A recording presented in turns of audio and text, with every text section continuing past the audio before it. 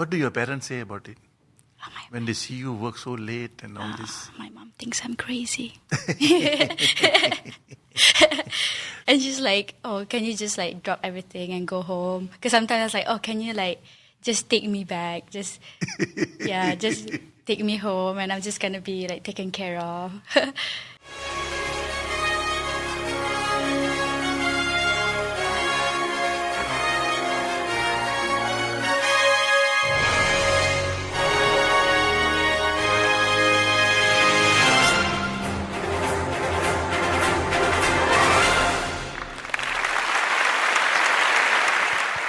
Welcome, ladies and gentlemen. Welcome to another episode of the NexGen show. Today I have with me Amirah Arshad. She's a copywriter. And let's listen to what she has to share with us. Amirah, welcome to the show. Thank you. Thank you so much for having me. I know you're a copywriter and all that, and that's so lovely, and fantastic, and we'll talk a bit more about that. But tell me about your work with the Malaysian Girl Guides Association. Yes, I've been a Girl Guide since I was like in school. So it's been more than 10 years I'm a Girl Guide, and now I am a global advocacy champion for the World Association of Girl Guides and Girl Scouts. And that put me in a position where I could interact with the United Nations and be in the conference as the voice of 10 million girls around the world. The voice of 10 million girls around the world. Fantastic. How did you start going into the Girl Guides movement? Was it from school? Yes, I started from school. And then when we were in school, there's this highest award called the Queen's Guide, which you receive the award from the Queen of Malaysia at that time. And after that, you can actually continue and become a leader, which I did. So I continued and I took the warrant for me to become a leader and for me to facilitate the children in school as well as the youth in Malaysia. And so I just started doing my projects around. I work with other NGOs as well. I started working with the refugee women, which I kind of teach them how to write their names during COVID so that they can receive help, which actually they were... people were not. So they help them to write their names? Yeah, because the refugees women, they don't know how to write their names. So during COVID, they didn't receive any help. They didn't receive any food because they just don't know how to fill up the form. Right. So I think, I think that's one of the biggest thing as a writer is just to teach someone how to write their name. And with that, they can actually send the form and actually receive a lot of help from other NGOs as well. I'm just trying to comprehend this, what you just said, which is such an amazing thing. Because if somebody didn't do that, their life would be a locked door. Mm-hmm, yes. Isn't it? I mean, if you can't write your name, you are right. It's just... And it's not their fault because they just come here and then it's just another language that they have to acquire, and they're not... It's not that they don't want to or that they cannot. They don't have the chance to learn. They cannot go to school here. The refugees are not allowed to go to public school. So there's no way they could learn how to write their names except someone come in and teach them how to do it. Amazing. Thank you for sharing. Thank you. Let's talk about some boring stuff like advertising. Actually, advertising is not boring. It's the reason why I am so happy every day when I get up and write about it, or talk about it. And I can talk about it forever. How has advertising been for you in terms of, you coming into the business, and when people ask you where you're working, what do you say? I mean, it's more fashionable to say that you're a global ambassador for the Girl Guides Association than to say you're a copywriter for an agency, right? Yeah, I mean, it's been great. It's been something new that I've learned because, yes, I've been a Girl Guide for how many years, but then this is something that I just started, right? So people are always expecting me to be more, I think, but I come in as a copywriter, as a junior, right? I'm still, and it is still a learning phase for me. So you cannot expect that global advocacy champion to just thrive at work in one day. So I'm taking my time. I work with amazing people, of course. So they teach me a lot, and I'm super, super grateful for that. It sounds that you don't do much work. Too much work. Too much, is it? Yeah. You keep saying you're training and you're learning, so I'm just wondering whether you're doing any work. I'm on 3-month streak of pitches. 3 months, huh? 3 months, one after another, and overlapping on top of another. Oh my God. Pitches really pump up your adrenaline, huh? Yes. So you must be on a constant high, huh? Yes. Yes. I don't even work 9 to 5. I think I work 9 to 9. 9 to 9. 9 to the next day 9, yeah. Okay, I don't want to sound sadistic, but how long have you gone without sleep? Oh, no, I sleep. I make sure I sleep lah. But Okay. maybe not 8 hours. Maybe like 3, 4. Yeah. But I sleep. No, I'm hesitant about asking the question because with today's world of work-life balance and all this stuff that that's going around about doing good to the world and changing the planet and all that. So I'm very cautious about not propagating, people not to sleep lah. But I tell you a story here. Once upon a time, I was in a pitch, and I was a copywriter like you, and I was a junior copywriter. I didn't sleep for 2 nights. Yes. God. So that's my record. Nothing to be proud of. I don't recommend anybody to do it. And please don't take my advice on that. But on the 3rd day, I had to make the presentation together with my art director.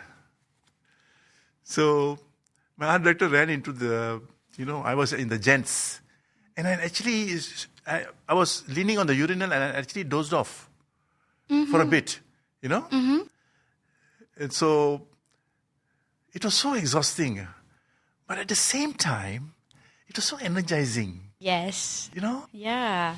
I mean, I don't know how to say this to the young people. I really don't know how to say this, except you get a certain type of respect from people when you have gone the distance. If you really work on something which is important and you're passionate about, the people in the agency who think of you differently, or don't think of you at all, will suddenly have a new respect for you. Yes. This is what I experienced. Yeah, I actually think so as well. Once we do the work and then we present it, bosses and seniors kind of see you more. Yeah. Tell us a story about how your ideas got rejected.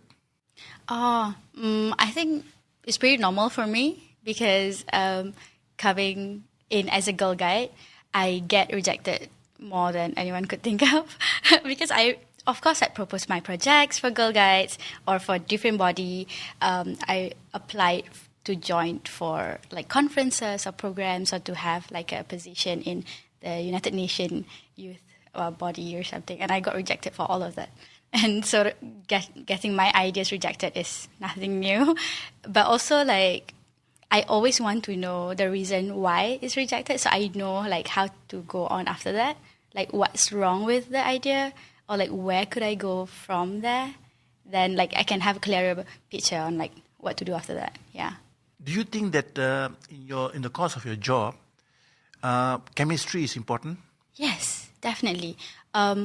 The work can be so bad, but if you have a great team, it doesn't really feel as heavy lah.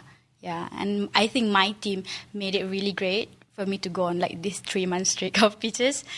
Because of them, I can keep going. Yeah. What do your parents say about it? Oh, when they see you work so late and all this? My mom thinks I'm crazy. And she's like, oh, can you just drop everything and go home? Because sometimes I was like, oh, can you just take me back? Just take me home and I'm just going to be taken care of.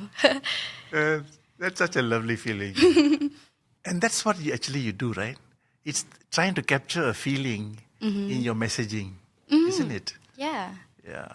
And I think being a girl guide and doing all this work outside and a sailor, I can see when I got a brief, I can see things beyond just creative things. I can also see human side of it. How do I solve this problem by solving humans' problem? Yeah, and try to see it from a activist kind of lens as well. What do people need, and who am I talking to, and like how do they actually feel. And I sometimes take the initiative to like actually go and like talk to the people who I think the audience is. It could be like my sister or like my friend, and like actually go and talk to them like, oh, I'm working on this brief, and like what do you think coming like from your point of view, you know, so that I can understand better. That's very interesting observation. We are activists actually. You know, even you can call us brand activists or whatever, but it is that that revolutionary or radical way of thinking. I don't mean in a violent sense. Yeah. Without mentioning any brand names, could you share with us one or two interesting experiences you've had in developing campaigns? Well, so one of the interesting ones is we created a fake product. Okay. And I think, I'm not going to mention the name or what the product is, but the comment that we got was that we actually solved the business problem instead of just coming up with a campaign. They said like, we just asked for a campaign, but you actually solved the business problem for us. And I think that was, getting that kind of comment, just like, I feel so validated. Yes. That is a very interesting example you've given.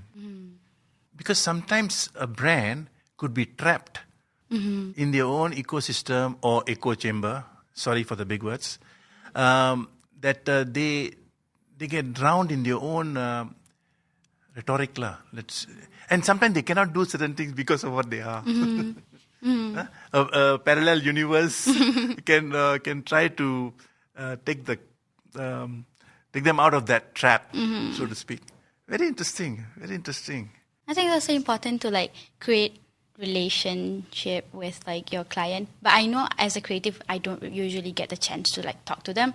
But talking to like the suits people to like understand the problem better and like try to understand the brand would really help you in like solving their problem. Yeah.